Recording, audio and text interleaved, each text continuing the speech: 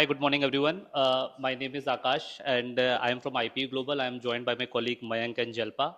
So, a brief overview about IPE Global. If you go to the next slide. We are an international development consulting firm. We are in this space from last 30 years. Primarily, we work on livelihood, nutrition, and governance. Uh, we are an organization who do ground level program implementation, as well as we do third party evaluations of multiple programs which have already been implemented. So just to give you a brief overview about the program and this use case, since last 5 years, we were implementing a project called as Rajpusht in the state of Rajasthan.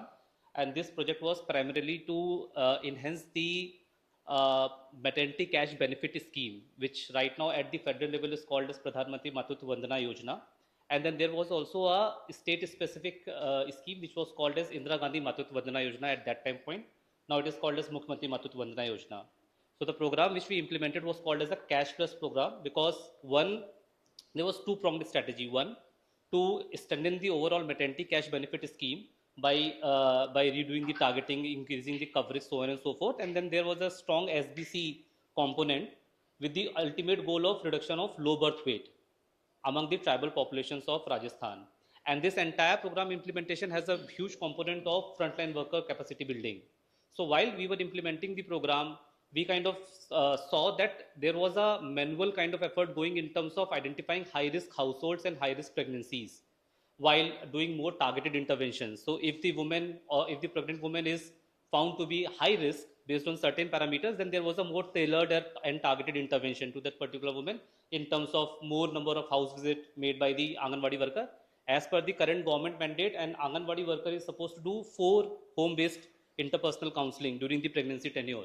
But if it is a high-risk pregnancy, then it can be tailored as per the need and demand. Similarly, when a woman is going for the ANC, so the kind of counseling ANM is giving to a particular woman, it totally can be tailored based on the risk profiling that particular pregnant woman has, right?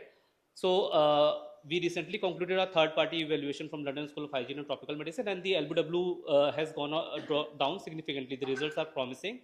Based on these results, now we are scaling this particular program into 9 additional states of India, which contribute to roughly 75% of the overall LBW burden of the country. Now, coming to this particular case one, so what we are doing is we are going to utilize the data from Rajasthan to build a ML model for 2 purposes. One, to see that what are the factors which are proximate determinant to low birth weight. And secondly, based on those factors, to build an ML model to identify high-risk households and high-risk pregnancy so that there is a timely intervention which can go in. Currently, what is happening is once the baby is born, right, you see that the baby is born with a low birth weight. The bus has gone, the train is missed, we can't do anything, right? And then the low birth weight will come with n number of problems, not only to the mother, to the child. There is less cognitive development. There are studies, there are panel studies which has shown that a child who was born low birth weight in long-term goal also is suffering from stunting, wasting, underweight. There is a loss to growth catch-up. And then in the adolescent age, that child is also more prone to obesity. So this is kind of the overall life cycle approach if a child is born with low birth weight. So what we have done is that this particular model will do 2 things. One, it will identify the high-risk pregnancies or the high-risk households. And second is based on this profiling of the particular household or woman, it will arm the frontline worker in terms of having or doing more tailored counseling, which ultimately in the long-term goal will be able to reduce the low birth weight burden of that particular state or the population segment which we are going to target. Next slide, please. And as I mentioned that why low birth weight? Because early prediction matters. Once a child is born with low birth weight, by the time birth is missed. However, if we can work on the proximate determinants of low birth weight, right? We can, based on the predictive risk scoring, we can do targeted counseling, we can improve nutrition monitoring, we can intensify ANC, and at last we can also ensure that the early referrals for the most complicated cases can be done. You can go to the next slide. So this is kind of our overall life cycle approach of the solution designing. We started with data preparation, then we defined our prediction targets, which is in this case low birth weight. It's a dichotomous variable. Then there is a feature selection, model development, field testing, and model evaluation. As of now, we are at this stage where the model is developed. We are planning to test this particular model in the state of Karnataka itself. Just to give you a background that in the scale-up phase, we are signing MOUs with all the state government, particularly with Department of WCD, because they owns and runs this particular program. We have already signed the MOU with Department of WCD. I forgot to mention my another colleague, Abid. He recently joined. He will be hosted and stationed here in Karnataka to take up this work. So we will be testing this model in Karnataka to see that whether the kind of accuracy and the recall this particular data has kind of got, whether it is going to decrease, increase when more heterogeneity will come up in terms of the data. And also the overall idea of deployment is that we will take this particular model to 9 additional states of India. As and when the data will keep on coming, the model will get enriched, and ultimately this model will be deployed to the frontline workers of that particular state so that they can use this in real time to do more tailored counseling. And these are some tools and methods which we have used. So particularly we have used 3 models. We started with logistic regression, we did random forest, and then at the end we did XGBoost. We'll come to that particular models, that why we kind of took this path of logistic regression, random forest, and XGBoost. Next slide, please. Next slide, please. So just to give you a brief background about the data, we had a program data where so there were 3 sets of data. One is the program data, which is more about the socio-demographic profiling of the particular beneficiary. There was counseling data, and then there was mother and child anthropometric. There was a second data point, which is digital weighing machine. Anybody who has worked in the area of low birth weight must be aware of the fact that low birth weight in India particularly, the data is highly improvised because it's a clinical value of 2499. And if the child is 2499, it is being categorized as low birth weight. If the child is 2500, the child is categorized as normal, right? Now there is a lot of human intervention and manipulation which is done because it's an administrative data. Nobody wants to see, see as a bad block, bad district, so on and so forth, right? So for this purpose, what we have done is we kind of deployed the digital weighing machine. It's a highly calibrated digital weighing machine without any human interventions. You put the baby on the machine and data will directly go to the server. So no human intervention in terms of punching of the number, because there is a lot of digit heaping, preference of 0 and 5 when LBW data is being marked and punched by the humans. So this was a digital weighing machine which was being deployed to all the high load facilities of 5 tribal districts of Rajasthan. This machine was highly calibrated. There was a monthly audit of this particular machine also to ensure that the data is credible, reliable, and to the best of their ability in terms of the mitigating the human intervention. And then at last, we also had a 8th round of concurrent monitoring. So there was a sample survey which used to be conducted every 6 months to kind of capture all the exposure variables to see that how all the proximate determinants which are linked to the low birth weight are actually moving on, right? So ultimately, merging all 3 data sets together through a uniform ID, which generally in the state of Rajasthan is called as PCTS, which is Pregnancy Child Tracking System ID, was used. We end up having roughly around 37,000 observations, where all the parameters against one individual pregnant woman was there, including the ultimate outcome variable, which is low birth weight, whether the child was born normal or whether the child was born with a low birth weight. So this is just the summary of how the entire data landscape looked. As I mentioned that there was 37 pregnancy record. This particular data set is a perfect ground for AI modeling because it will help us in terms of identifying the high risk pregnancies, which ultimately will help in terms of more tailored intervention. We did a systematic EDA, and I will come on that how the EDA kind of landed us into roughly around 60 features, which we used in the model building, and what kind of patterns and signals which are primarily non-linear, because as I said that we started with logistic regression. Logistic regression gives more of a linear pattern. It will not capture any non-linear pattern. And I will come to that when I will explain logistic regression. Go to the next slide, please. So this is some of the methods which we have used in EDA. We started with the histogram in terms of understanding the overall distribution of all the features which has gone. We used Tucky box plot to understand that how the noise of a particular feature is there in the overall data. Then we also had a kind of correlation to understand with the impact variable or with the prediction variable to see that how this particular variable is linked to that. And then there was missing values also to just see that we are capturing the whole data when it comes to the model. Next slide, please.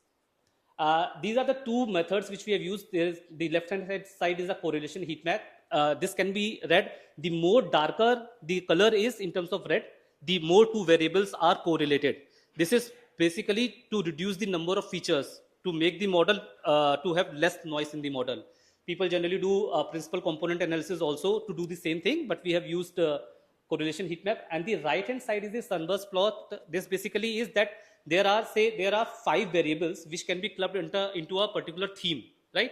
So for example, there are variable early registration of antenatal checkup, 4 plus antenatal checkup, IFA consumption during the entire antenatal period, right? So all these variables can be clubbed under one domain.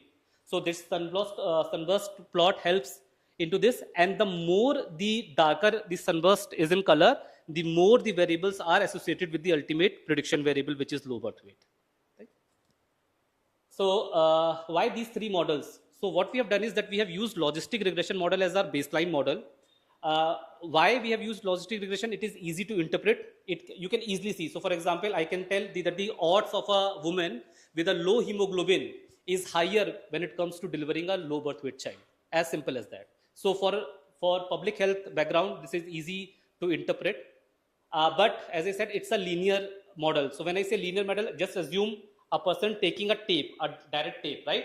Anything which comes in the direct line, logistic regression will be able to capture. But any kind of interactions, any kind of non-linear relationship, logistic regression will not be able to capture. That's where we move to another model, which is random forest. In a layman language, let's understand what is random forest. Suppose there is a problem, there is a panel of doctors. Everybody will diagnose that particular problem based on their understanding. And then there will be a voting to say that whether this particular problem is diagnosed X or Y, right? Suppose there is a person suffering from, say, cervical cancer. There is a panel of 15 doctors. Every doctor will do their voting in terms of their own understanding, right? That's what random forest basically does on the basis of decision trees. But it captures the non-linear interactions as well. When I say non-linear, suppose there is a particular woman, she has low hemoglobin, right? Maybe despite of having low hemoglobin, she might be able to give a birth to a normal baby. But she has low hemoglobin and she never got registered for ANC. That interaction might be lethal for that particular woman. So this is the non-linear kind of a combination. While we are doing this manually, we cannot do this non-linear combination and ascertain that particular pregnancy will end in a high-risk pregnancy or ultimately to a low birth weight child. And what XGBoost basically does, it's a improvised version of random forest. So take the last example, there is a panel of doctors. Now XGBoost also do the correction. So suppose Dr. A says, no, this is cervical cancer. Dr. B will correct Dr. A if Dr. A is not correct, right? And then Dr. B will provide his or her input. So XGBoost also corrects what random forest is not able to do. So that means less noise, high precision, high accuracy overall. Not spending much time on this one. So I have already explained that logistic regression model was basically to see the odds of all the feature selection against the prediction target. As you see, for example, measured hemoglobin, or household asset score. So if this is negative, household asset score is basically called as wealth quintile in the DHS nomenclature. It basically says the lesser the household asset score, the household is a deprived household or a poor quintile household. So as it says, if a household is a poor quintile household, in this graph, it is saying that the odds are not against LBW, which might not be true case if you only look at that one particular parameter, right? Whereas if you see consumption of tobacco, the first one, it's a behavior indicator. If a pregnant woman is consuming tobacco or is involved in substance abuse, the likelihood of that woman delivering a low birth weight child is higher. And that's why it is towards the increased risk of LBW. But that will not discount the effect of low household asset score as well, because it will also play a part. And that's where the role of the random forest model will come. Next slide, please. So I will skip this slide. This slide basically tells that why logistic regression model establishes a scientifically credible baseline. It will tell you what behaviors or what proximate determinants are actually useful when it comes to the identification of low birth weight as a problem. It will also tell about the higher household asset score. It will also tell about age and parity effect. So any variable or any feature which is associated with the prediction target, logistic regression will tell you that, but it will not tell you anything about the interactions or the non-linear relationships. And that's where the random forest model is. So now we said that let's assume logistic regression as a straight line tape. Let's assume random forest as a tape which can be molded in any fashion. You can do the curving in the tape, right? So suppose if you're starting the tape like this is one relationship, and then you find another relationship here, you can curve the tape. So it is not non-linear kind of a model which captures any kind of digression from the linear association or a linear pathway, which logistic regression does. So again, these are the variables, and you can see there are more variables which we were not be able to identify through a logistic regression model because of the non-linear kind of association and relationship.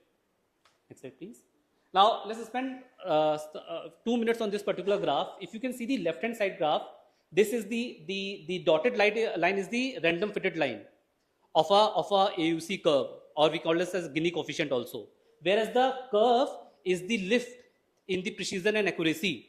And if you see right now, what is happening is that somewhere in the 30th decile, there is the highest kind of this gap. That means that the model is predicting the low birth weight based on the certain high risk population very well here. But as and when the model is getting complete, or as and when we are completing the entire population, there is again the saturation at the very end. Right? That means the model has improvised itself in terms of identifying the high risk pregnancy, which will ultimately lead to low birth weight. But again, there is a saturation. The right hand side graph actually tells the predicted probability of class. Class 0 is not LBW and class 1 is LBW. Now you can see there is a separation. The more this orange part will be on the right hand side, right? The more these two are separated, that means the model is predicting these two very well. Right now they are separated, but then there is an overlap. And that's where the third model, which is the XGBoost model, came into picture. We can skip this one. Yeah. So this XGBoost model basically says now the right way to interpret this graph is that these are the first 3 decile of the entire population, which is still say 100%. Now if you see this graph, roughly around 40% of the low birth weight cases are correctly getting identified in the first 3 deciles of the population. So that means that when a frontline worker in a normal language is armed with this particular tool, and if she is going to 10 women, right, the first 4 women are actually getting correctly in the first set of 10 women, right? The probability of capturing those first women. So first 4 women with high pregnancy are actually getting captured correctly, and they will deliver a low birth weight baby. So that means there is a chance for the frontline worker to give them more targeted intervention then and there only when they are pregnant, rather than waiting for the ultimate outcome, which is a low birth weight baby at the time of delivery. Next slide, please. And as you can see now, this was the graph which was through random forest, and this is the right hand side graph which is through the XGBoost. You can see the separation of the 2 cases. The green part is now totally on the right hand side. So that is the added on advantage in terms of identifying the right probability of a particular woman who is at high risk, that whether she will deliver a low birth weight baby or not. And in terms of precision also, you see that the precision was less in terms of, and the recall. So precision and recall, I will also tell you. Precision basically is the ability of this particular model to identify low birth weight out of the total. So what is the false positive and false negative? Whereas recall is that out of all the high risk pregnancies, how much they are actually be able to identify as low birth weight. For public health case here, recall will matter because it is the identification of high risk pregnancies who will ultimately produce a low birth weight baby, the probability of that. So for us, the recall is the major factor to consider rather than precision, because precision, even if the model is categorizing a normal pregnancy as a high risk, there is no harm. But if the model is categorizing a high pregnancy into a normal pregnancy, there is a lot of harm, right? So that's where the precision is high in this one. And if you can also see, the fall in the precision is also quite steady in the XGBoost rather than the random forest. You can do the next slide. So what actually shifted this particular needle? As I stated earlier, LBW per se, when was defined on Caucasian population, and there is a simple cutoff. Any child who is born with 2499 grams is low birth weight. Any child with 1 more gram is normal. For a layman, this doesn't make any sense. For clinicians, it is a matter of sense, because a baby who is born with 2501 gram may be considered as normal birth weight baby, but he or she will suffer all the kind of repercussions with that low birth weight, right? So what we did is we kind of expanded the horizon from 2500 grams to 2600 grams to see that how best this model will predict. So suppose there are 10 babies which were born with 2500 gram, and then there is another cohort of baby which is born with 2600 gram. We kind of included all those 10 babies also into the feature selection, and then the probability just kind of rises exponentially. That basically means any woman with a certain kind of characteristic or feature, even if she is delivering 2600 gram of baby, will be considered as high risk. And that's the ultimate goal of this model, so that FLWs based on those characteristics, whether it is hemoglobin, whether it is behavior of maternal dietary diversity, whether it is behavior of 2 minutes, whether it is the behavior of tobacco consumption, can actually be categorized as high risk pregnancy and low risk pregnancy, and ultimately they can be provided tailored counseling to this particular one. And this is the last slide which we wanted to show. So we are not looking at right now at the train result, we are looking at the test result. If you see, the overall recall in the XG boost from the base model has jumped from 12%.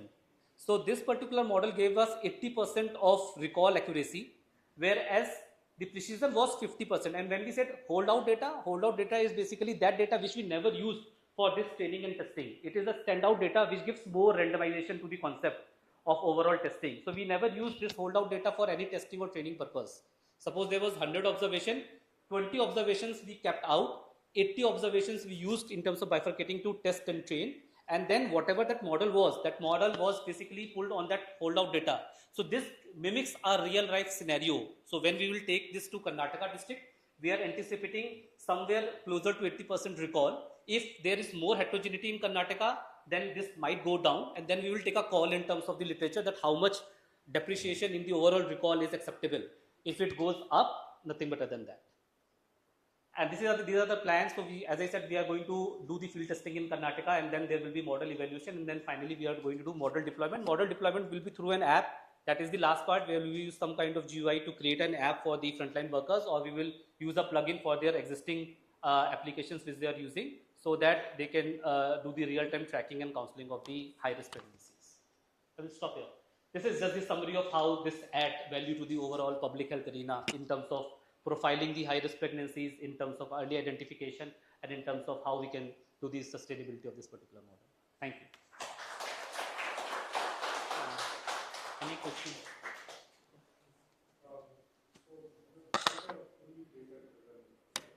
Yes.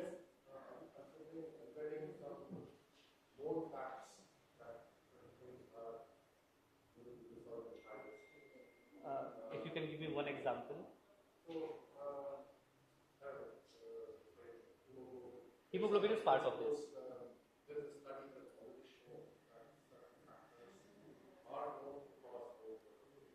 So what NG boost basically does is, so hemoglobin also has certain gradients, right? 9 gram per deciliter, 10 gram per deciliter, 11 gram per deciliter, on the basis of which anemia levels are defined, right?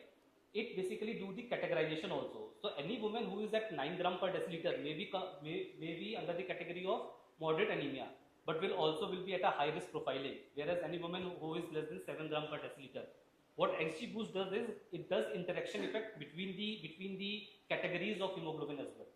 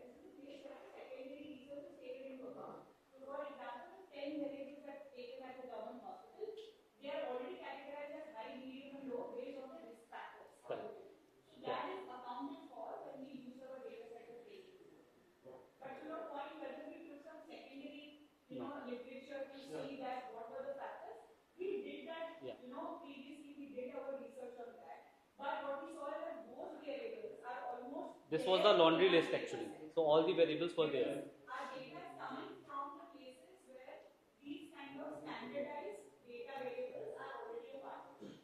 So like you said, anemia, low, medium, high is categorized as per the risk factors. Then if there is, so for example, there is ANC 1, 2, and 3, and 4. Now in ANC 1, 2, 3, and 4, the government is already categorizing if the woman is in high risk or low risk based on the technique. Yeah.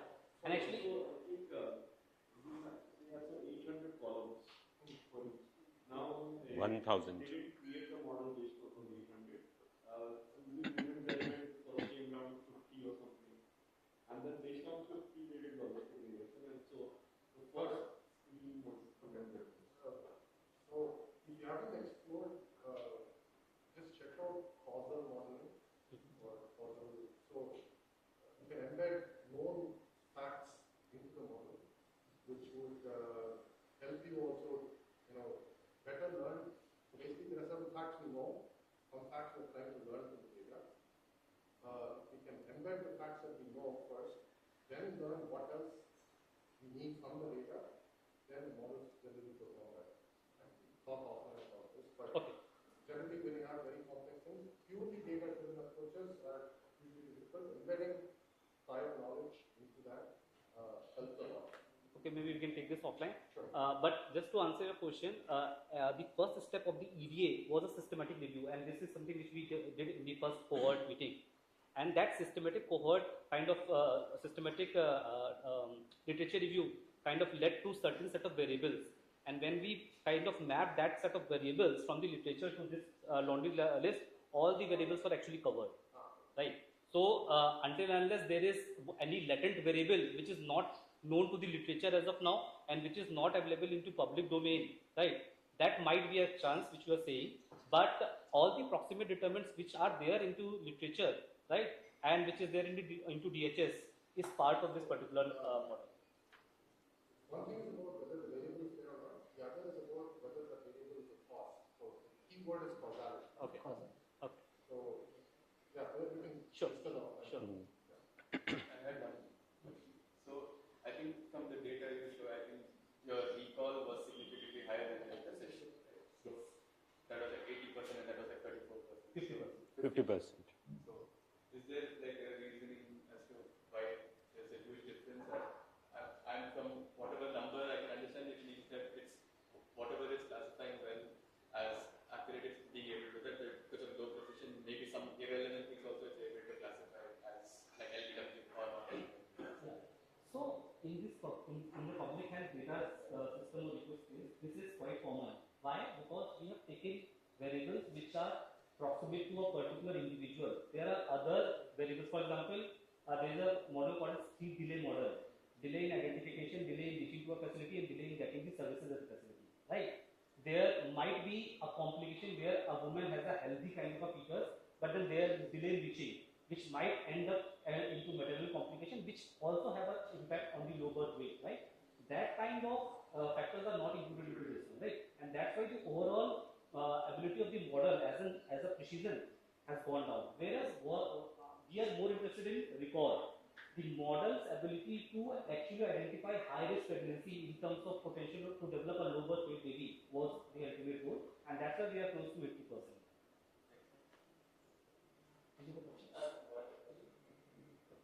This model used once to know the top factors and influence low birth weight in cardiovascular accident. And the same thing applied for other things. So that's where our pilot will come into picture. We believe that there is enough heterogeneity in the model to reach to this particular precision and accuracy. But when we will go, see, more or less the social demographics will only change, right? For example, I will give you gestational weight gain is the proximate determinant to low birth weight, right?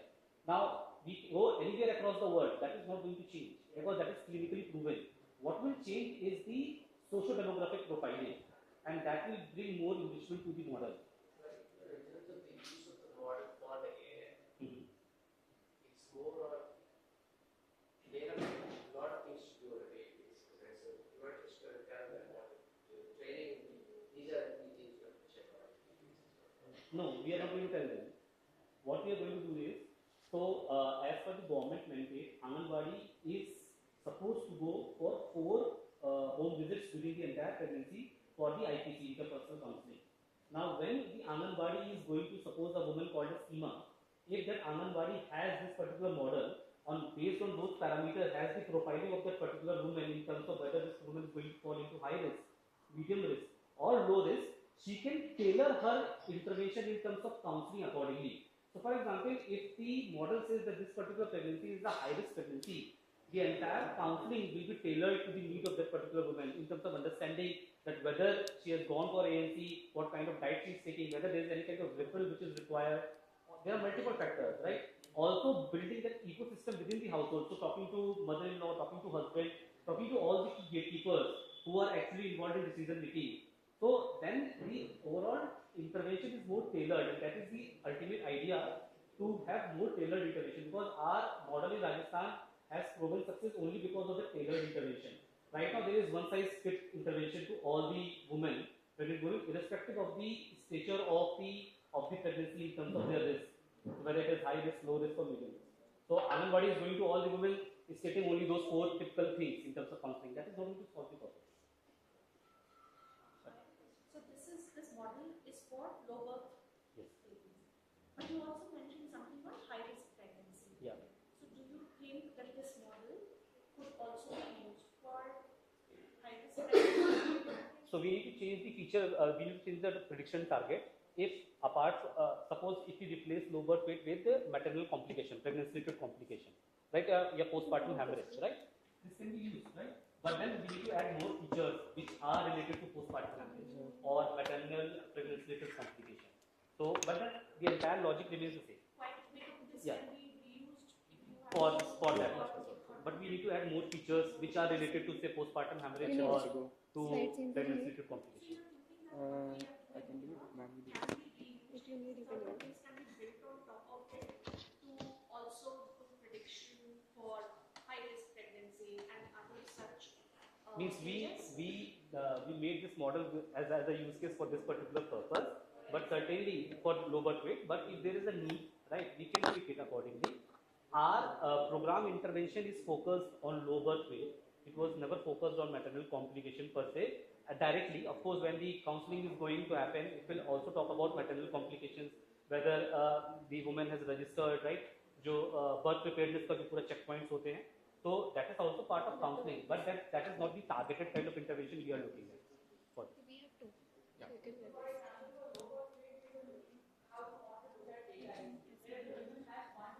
Is it clear?